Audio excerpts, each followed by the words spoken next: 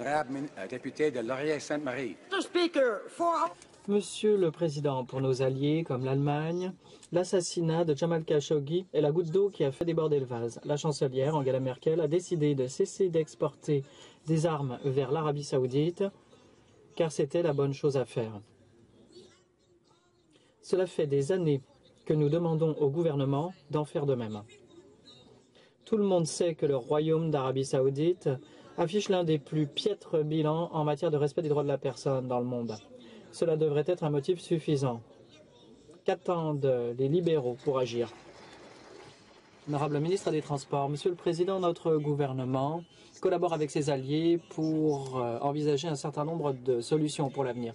Nous examinons activement les permis d'exportation actuels vers l'Arabie saoudite. On s'attend à ce que les exportations canadiennes soient utilisées d'une façon respectueuse des objectifs de politique étrangère du Canada et respectueuse des droits de la personne. Nous avons gelé des permis d'exportation d'armes auparavant lorsqu'on était préoccupé sur leur utilisation à mauvais escient et nous n'hésiterons pas à le refaire.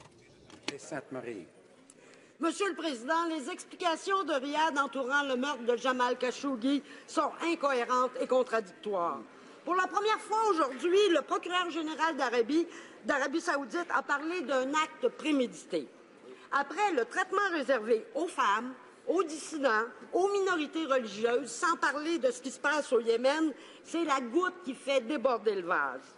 Nous demandons depuis des années au gouvernement d'agir. Quand va-t-on arrêter de vendre des armes à l'Arabie saoudite? Honorable ministre des Transports.